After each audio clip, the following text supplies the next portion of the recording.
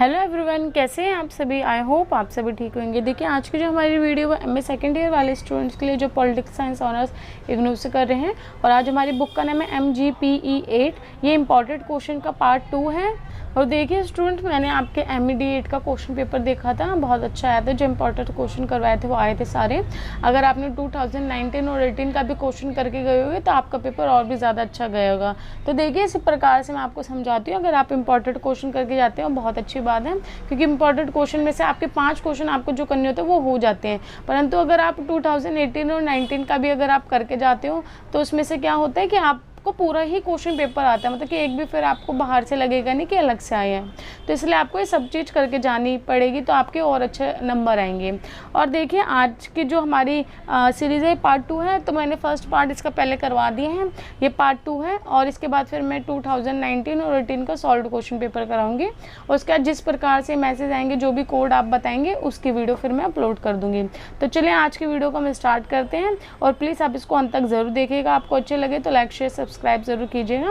तो देखिए, आज का फर्स्ट क्वेश्चन है, समझौते और मध्यस्थता के पश्चिमी दृष्टिकोण का वर्णन कीजिए। और देखिए, ये क्वेश्चन दूसरे प्रकार से इस प्रकार से आते हैं कि समझौते और मध्यस्थता क्या है या फिर क्या होती है, ये इस प्रकार से। इसमें पश्चिमी दृष्टिकोण नहीं लिखा हुआ था। तो देखिए, मध्यस्थता का मतलब होता है मीडिएशन, जिसको बीच बचाओ या फिर बातचीत के माध्यम से जो हम बोलते हैं, फिर मिडल जो होता है उसको मध्यस्थता बोलते हैं। ठीक है, तो इसका चलिए हम आंसर पढ़ते हैं, क्या बता रहे हैं। समझौता और मध्यस्थता शांतिपूर्ण संघर्ष समाधान के लिए प्रभावकारी साधन है। इसकी विद्यमानता पश्चिमी समाजों के इतिहास में लंबे समय से रही है, परंतु 20वीं शताब्दी में इसे संस्थात्मक रूप दिया। समझौते और मध्यस्थता के पश्चिमी दृष्टिकोण के अंतर्गत राज्य स्तर के औपचारिककर्ताओं और नागरिक समाज स्तर के औपचारिक अनौपचारिक कर्ताओं के बीच अंतर का प्रावधान है। इसमें राज्य के कर्ता या मध्यस्थ पारंपरिक नीति का पालन करते हैं, जबकि नागरिक स्तर के मध्यस्थ अनेक प्रकार के दृष्टिकोण अपनाते हैं। दूसरी तरफ राज्य पारंपरिक नीति के साथ मध्यस्थता करता है। इस प्रक्रिया द्वारा विवाद ग्रस्त पक्षों के प्रतिनिधियों की पहचान की जाती है और उन्हें शांति समझौते करने या युद्ध विराम करने के लिए तैयार किया जाता है। इस विचारधारा को अनेक युद्धों को समाप्त करने के लिए एक प्रभावकारी साधन के रूप में प्रयोग किया जाता है, परंतु इसकी आलोचना भी हुई है। इसका कारण यह है कि समस्या समाधान की इस पद्धति में मूल कारणों का तिरस्कार किया जाता है। इसके अतिरिक्त इस प्रक्रिया में अन्य मापदंडों के साथ साथ बल प्रयोग भी किया जाता है।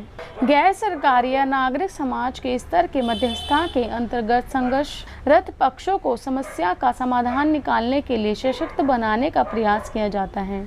वस्तुतः समस्या समाधान के ये दृष्टिकोण दीर्घकालीन है और इनका उद्देश्य है संघर्षरत पक्षों के बीच टूटे हुए संबंधों को पूर्ण कायम करना।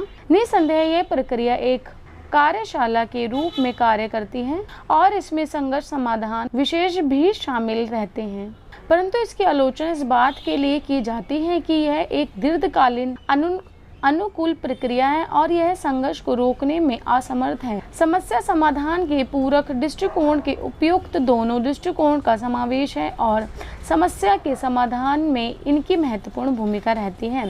तो देखिए, इसी प्रकार से हमारा फर्स्ट क्वेश्चन समाप्त होता है। अब हम सेकंड क्वेश्चन करेंगे। सेकंड क्वेश्चन है, औद्योगिक संघर्ष पर गांधी जी की विचार। मतलब आपको औद्योगिक संघर्ष जो होता है उसके ऊपर गांधी जी की विचारधारा के बारे में बताना है। औद्योगिक संघर्ष, इस संघर्ष के संबंध में गांधी जी विचारधारा परस्पर समस्या समाधान की सिफारिश करते हैं। यह सत्य है कि किसी औद्योगिक संस्था में संघर्ष का उत्पन्न होना आर्थिक अथवा सामाजिक कारणों का परिणाम है, लेकिन इस संघर्ष से बचाव के लिए गांधी जी का सुझाव है कि श्रमिकों को पूंजी की तरह समझना चाहिए। फिर भी औद्योगिक संघर्ष का प्रारंभ होने की स्थिति में गांधी जी प्रबंध तथा श्रमिकों के बीच समझौते का विकल्प छोड़ते हैं। इसका कारण यह है कि सत्याग्रह के अधीन व्यक्ति सौदेबाजी नहीं कर सकता। गांधीवादी विचारधारा पर आधारित थॉमस वेबर औद्योगिक संघर्ष को सुलझाने के 2 अहिंसक तरीके का सुझाव देते हैं। फर्स्ट है, न्यायपूर्ण मांगों को स्वीकार करने के लिए नियोक्ताओं से नैतिक अनुरोध तथा नियोक्ताओं मतलब होते हैं एम्प्लॉयर्स। सेकंड है, नैतिक अनुरोध की असफलता की स्थिति में स्वैच्छिक मध्यस्थता का सहारा लेना। यह निर्णायक का फैसला दोनों पक्षों के लिए बाध्यकारी होगा। उपयुक्त दोनों उपायों की असफलता की स्थिति में श्रमिकों द्वारा हड़ताल का मार्ग अपनाना उचित होगा। नेक्स्ट क्वेश्चन है, कानूनी संघर्ष पर गांधी जी का क्या विचार है। यह सत्य है कि आधुनिक युग में समस्याओं के कानून समाधान को गैर हिंसक समाधान को कड़ी पद्धति के रूप में देखा जाता है। गांधी जी का मानना है कि सिविल या नागरिक मामले को अदालत में ले जाना शामिल पक्षों द्वारा अपना विरोध स्वयं सुलझाने में असफलता को प्रकट करता है। इसका कारण यह है कि न्यायालय की प्रक्रिया अलग होती है और यदि मामला एक बार न्यायालय में चला जाता है तो किसी एक पक्ष की जीत और दूसरे पक्ष की हार निश्चित होती है। इसके अतिरिक्त न्यायालय के खर्च को वहन करना दोनों पक्षों द्वारा अनिवार्य होता है। यह सही है कि न्यायालय के समक्ष अन्य मामले भी समाधान के लिए प्रस्तुत किए जाते हैं। उदाहरण के लिए व्यक्ति और राज्य के बीच उठने वाला विवाद। निसंदेह इस विवादों का संबंध मित्रों, पड़ोसियों और संबंधियों अथवा अकेले व्यक्ति के बीच उठने वाले विवादों से हो सकता है। इस विवादों में दोनों शामिल पक्ष न्यायालय में एक दूसरे का संघर्ष दूर करते रहते हैं, एक दूसरे के साथ संघर्ष से दूर रहते हैं। वस्तुतः इन विवादों को उनके द्वारा चयन किए जा सकता है कि समस्या समाधान की गांधीवादी विचारधारा अपना प्रतिनिधित्व करने वाले वकीलों द्वारा संभाला जाता है। व्यवसाय से वकील होने के कारण गांधी जी को इन विवादों से संबंधित लंबा अनुभव था। गांधी जी का मानना है कि इन विवादों में वकीलों को प्रेरक, अभिकर्ता, मध्यस्थ की भूमिका निभानी चाहिए। उन्हें कानूनी समझौते में शामिल होने वाले कानूनी तथ्यों को अपने क्लाइंटों के पक्ष में लाने की कोशिश नहीं करनी चाहिए। इस संबंध में गांधी जी स्वयं अपने जीवन का अनुभव प्रस्तुत करते हैं, जहां कई बार ऐसा करना पड़ता था। उन्हें दावा किया था कि मैंने यह अनुभव किया है कि वकील का सच्चा कार्य दो अलग अलग पक्षों को मिलाना है। इस बात ने मुझे इतना विचलित किया है कि मेरे वकील के रूप में 20 वर्ष का व्यवसाय में सैकड़ों मामलों को मैंने निजी समझौते करने में अपनाया है। इसमें मैंने कुछ भी, यहाँ तक कि कोई धन नहीं गंवाया और आत्मा की तो निश्चित रूप से कोई क्षति नहीं हुई। संघर्ष समाधान के कानूनी प्रबंध के नकारात्मक रूप में थॉमसन वेबर ने व्यक्त किया है कि जब विवाद कानूनी प्रक्रिया में आता है तो विवाद करने वाले न केवल प्रक्रिया के परिणाम का नियंत्रण खो देते हैं, अपितु स्थिति को संभालने की उनकी अपनी योग्यता भी समाप्त हो जाती है। वे आत्मनिर्भर ना होकर कानूनी विशेषज्ञों पर निर्भर करने लगते हैं। अंततः कहा जा सकता है कि समस्या समाधान की गांधीवादी विचारधारा ही समस्या समाधान का उपयुक्त उपाय है। क्वेश्चन 4 नेक्स्ट है हमारा, मानव में अंतर्निहित संघर्ष के संबंध में कुछ प्रमुख सिद्धांतों के प्रतिपादन की परिचर्चा कीजिए। उत्तर, अंतर्वैयक्तिक संघर्ष घरेलू झगड़ों में असहयोग और अपराधी द्वारा अपने अधिकारों का प्रयोग जैसे मामलों में मुख्य पद्धति को समझाने और प्रयास करने के लिए लागू की जाती है। गांधीवादी विचारधारा के अंतर्गत अंतर्वैयक्तिक संघों का समाधान सत्याग्रह के सिद्धांतों का अंतःकरण करने पर निर्भर करता है। इस संबंध में थॉमसन वेबर द्वारा निम्नलिखित तकनीकों का उल्लेख किया गया है जिसका गांधीवादी विचारधारा के साथ गहरा संबंध है। फर्स्ट है आई मैसेज तकनीक। इस तकनीकी के अंतर्गत मूल्यों अथवा विश्वासों की तुलना में व्यक्तिगत आवश्यकताओं पर ध्यान केंद्रित किया जाता है। इससे आरंभिक प्रतिक्रिया के अंतर्गत मैसेज भेजकर दूसरों के अस्वीकार व्यवहार तथा उसके परिणामों पर दोष लगाया जाता है। इसके अतिरिक्त इस प्रक्रिया में वास्तविक मुद्दे दिए जाते हैं। दोष उजागर करने पर दूसरे व्यक्ति द्वारा व्यक्त की भावनाओं को स्पष्ट करने में सहायता मिलती है। सेकंड है विचारधारा को पलटने की भूमिका विपरीत करके देखने की तकनीक। इस तकनीक के अंतर्गत प्रत्येक पक्ष ईमानदारी से दूसरे पक्ष की विचारधारा के विषय में तर्क देने का प्रयास करता है और समक्ष बैठा पक्ष ध्यान से सुनता है। यह तकनीक घरेलू परिस्थितियों अथवा पर्याप्त अनिश्चितता की स्थिति में सुगमता से कार्य करती है। थर्ड है ध्यान से सुनना। संघर्ष की स्थिति में विरोधी को ध्यान से सुनना अनिवार्य होता है और विरोधी को तब तक ध्यान से सुनना अनिवार्य है जब तक वह अपनी प्रकृति को बदल ना ले। इससे वक्ता को विश्वास हो जाता है कि उसे अच्छी तरह से वह समझ गया है। इसके अतिरिक्त वक्ता अपने संदेश को प्रतिपुष्टि जिसको फीडबैक के रूप में पूर्ण सुन सकता है। नेक्स्ट क्वेश्चन है सहनशीलता और सामंजस्य की समझ। और देखिए वाला क्वेश्चन इस प्रकार से भी आ सकता है, सहनशीलता और सामंजस्य की समझ, ये दोनों का मतलब सेम ही है परंतु ये इसका पर्यायवाची शब्द है। आगे इसका देखिए क्या बता रहे हैं उत्तर। सहनशीलता मानवता की अभिव्यक्ति एवं उसका पालन करने का तरीका है। ज्ञान, खुलापन, संवाद, संचार और विचारों की स्वतंत्रता, शुद्ध अंतःकरण तथा विश्वास इसका पोषण करते हैं। यह वस्तुतः विभिन्नता और विवादों के बीच समरसता का सूचक है। सहनशीलता मुख्यतः शांति स्थापना को संभव बनाती है। निसंदेह यह एक माध्यम है जिसके द्वारा वैश्विक मानव अधिकारों और अन्य अधिकारों की स्वतंत्रता प्रदान की जाती है। सहनशीलता कट्टरता तथा परमवाद को निरस्त करती है और अंतर्राष्ट्रीय मानव अधिकारों को स्थापित करती है। इसका अर्थ है किसी व्यक्ति का अपनी धारणाओं, विचारों पर दृढ़ रहना और अन्य को भी उसी तरह से दृढ़ बनाए रखने के लिए स्वीकृति प्रदान करना। स्वीकृति इसका यह अर्थ भी है कि किसी व्यक्ति द्वारा अपने विचारों को अन्य पर बलपूर्वक ना थोपा जाए। सहनशीलता और समरसता का महत्व। सहनशीलता विभिन्न समूहों में समाहित रहती है। इसके माध्यम से विवादग्रस्त समुदायों को सहायता प्रदान की जा सकती है, उनके बीच गहरी खाई को भरा जा सकता है और मतभेदों का समाधान किया जा सकता है। आर्थिक रूप से शोषण और राजनीतिक रूप से अलगाव की स्थिति में सहनशीलता के माध्यम से उपचार प्रभावकारी सिद्ध हो सकता है और ऐसी स्थिति में हिंसा की घटनाएं उभर कर सामने आ सकती हैं। सहनशीलता का मुख्य सूत्र। कोई व्यक्ति परिकल्पना करना उन्हीं लोगों से सीखता है जो उसके बहुत नज़दीकी हों तथा जिन्होंने उसके जीवन में प्रभावशाली भूमिका निभाई हो। इस प्रकार की कल्पना सकारात्मक और नकारात्मक दोनों हो सकती है। विद्यालय के पाठ्यक्रमों में कुछ पूर्वाग्रह शामिल होते हैं जो विश्व संस्कृति से संबंधित हो एवं उन पर अपनी सहमति बनाती हो। विद्यालय आधारित शिक्षा जो मिथकों पर निर्मित हुई हो, इस तरह से मानवीय भी हो सकती है। व्यक्ति को ऐसी मान्यताओं पर अपनी सहमति कायम करनी चाहिए जो सकारात्मक विचारों को बढ़ावा देती हो। सहनशीलता व्यवहार। जहां दो पक्षों में संघर्ष हो वह सहनशीलता को बढ़ावा दिया जाना चाहिए। तीसरे पक्ष को सहनशीलता को ही स्वीकार करना चाहिए। अन्य लोगों के दैनिक जीवन के व्यवहार में सहनशीलता को बनाए रखना चाहिए।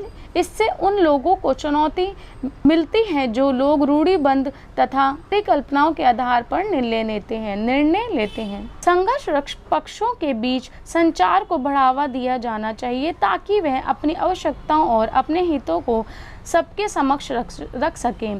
पूर्ण स्थापन न्याय और कार्यक्रम के अंतर्गत पीड़ित अपराधी को मध्यस्थता उपलब्ध कराई जाए ताकि चर्चा समाप्त होने के बाद से माफी मांगने के लिए कहा जा सके। मीडिया का यह कर्तव्य है कि वह सकारात्मक छवि प्रस्तुत करे। राज्य स्तर पर सहनशीलता और समरसता। गांधी के अनुरूप राज्य स्तर पर सहनशीलता और समरसता के लिए निम्नलिखित पूर्व शर्तें हैं। निष्पक्ष विधान कानून को लागू करना, न्यायिक और प्रशासनिक प्रक्रियाओं बिना भेदभाव के लागू करना, प्रत्येक व्यक्ति को आर्थिक तथा सामाजिक अवसर उपलब्ध कराना, बहिष्करण और राष्ट्रीयकरण की प्रक्रिया को रोकना। नेक्स्ट हमारा क्वेश्चन है शांति सेना का विचार। और इसको हम बोल सकते हैं, ऐसे भी क्वेश्चन आ सकता है, शांति सेना पर गांधीवादी विचार बताइए।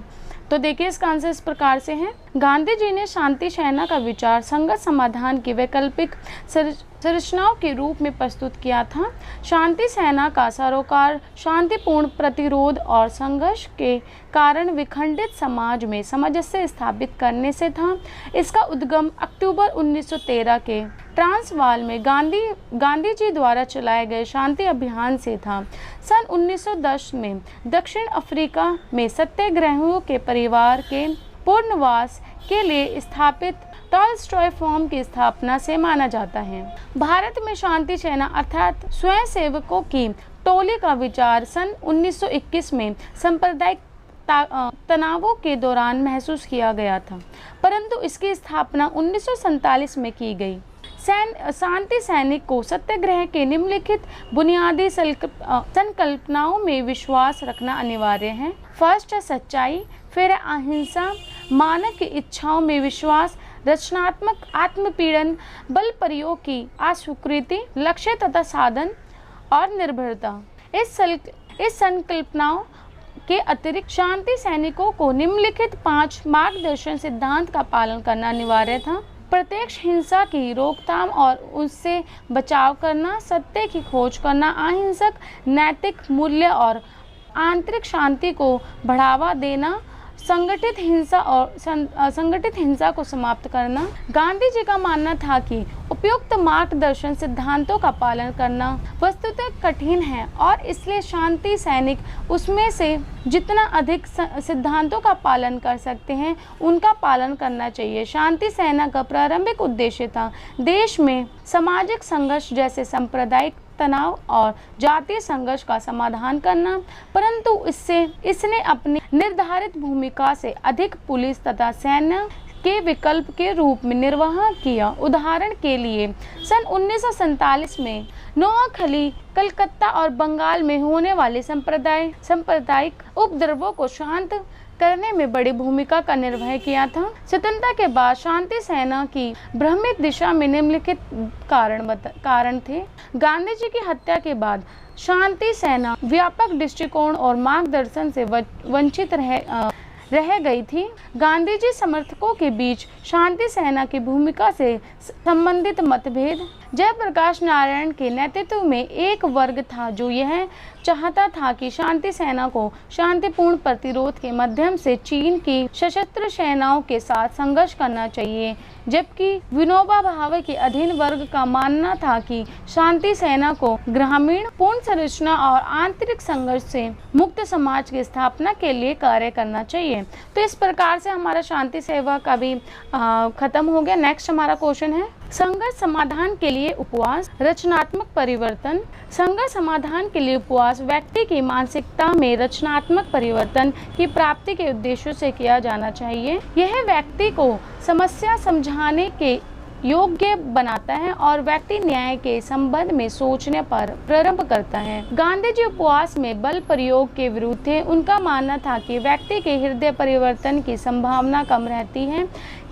उनका यह भी मानना था कि उपवास अहिंसात्मक तरीके से किया जाना चाहिए और सत्याग्रही के पास फौलादी निश्चय होना चाहिए। यही कारण था कि अहमदाबाद टेक्सटाइल मिल्स के मामलों में गांधी जी ने श्रमिकों को अपने साथ उपवास पर बैठने से मना कर दिया था। रोलेट एक्ट के विरुद्ध सत्याग्रह के संबंध में बोंडुरेंट के विचार। उन्होंने रोलेट एक्ट के विरुद्ध सत्याग्रह को वास्तविक गांधीवादी सत्याग्रह का उदाहरण माना है। सत्याग्रहियों ने आत्मशुद्धि, उपवास तथा अहिंसात्मक कार्य प्रशिक्षण के द्वारा स्वयं को उपवास के लिए तैयार किया था। उनका मानना था कि उपवास केवल आत्मानुशासन के उद्देश्यों से किया गया था, परंतु गांधी जी द्वारा किया गया उपवास हिंसा का प्रायश्चित था। उपवास की शर्त। R दिवाकर ने अपनी पुस्तक में उपवास करने की शर्तों और उपबंधों का वर्णन किया है जो निम्नलिखित हैं। उपवास का स्वरूप सीमित मृत्यु तक या आमरण तक हो सकता है। झुंझलाहट या क्रोध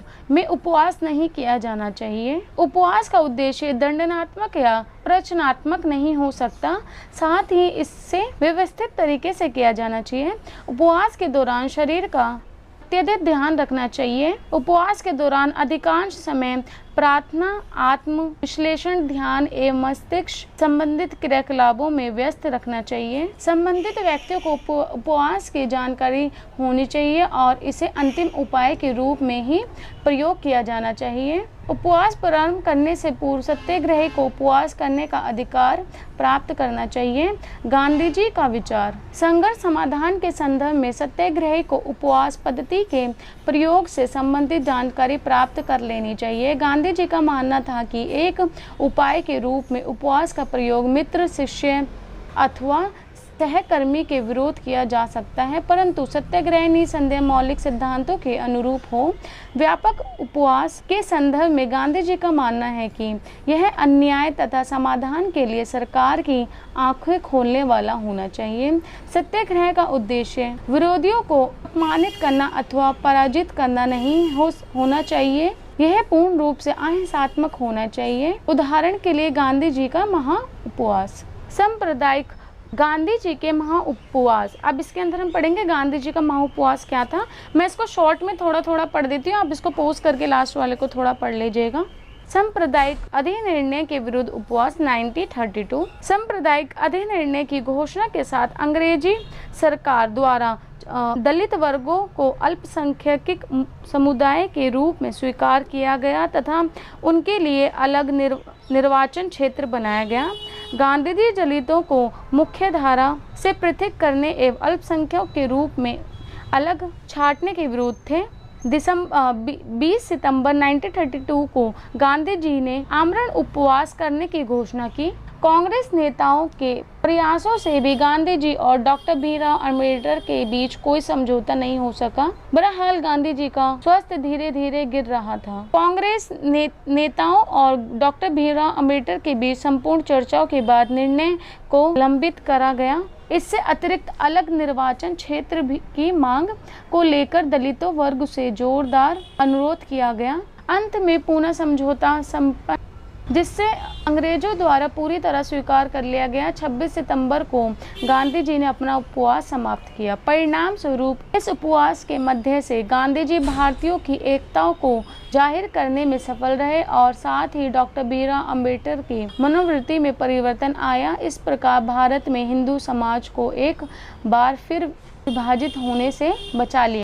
देखिए नेक्स्ट हमारा क्वेश्चन है संघर्ष समाधान में संवाद और समझौते की महत्वता, और इसको हम इस प्रकार से ही पढ़ सकते हैं, समकालीन विश्व में वार्ता और समझौते के सार्थकता। तो देखिए इस वाले क्वेश्चन को मैंने आपको समझा नहीं रही हूँ, पढ़ नहीं रही हूँ, आप इसको क्या करते हैं खुद ही आप पढ़ लीजिएगा। इसको मैं इसको पोस्ट कर देती हूँ, आप इसको पढ़ लेना इसमें क्या क्या लिखा हुआ है, क्योंकि क्वेश्चन लास्ट में मैं भूल गई थी, फिर मैंने वीडियो वापस से स्टार्ट किया है। तो ये वीडियो मैंने पोस्ट कर दी, इसको आप बीच में वापस से पढ़ लेना जो भी इसमें है, क्योंकि ये भूल गई थी तो वापस से मैंने सोचा इसको ऐड कर दूँ इस क्वेश्चन को, नहीं तो ये और फिर अलग से वीडियो में इंक्लूड करना पड़ेगा मेरे को। तो इसको आप देख लेना लास्ट वाले को।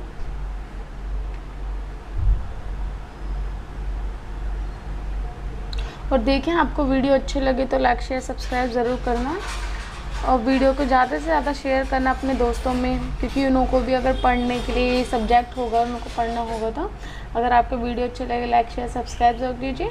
और मेरे को अगर आपको किसी भी टॉपिक से रिलेटेड कोई वीडियो चाहिए और मेरे पास बुक अवेलेबल होगी तो मैं उस पर वीडियो बना दूँगी।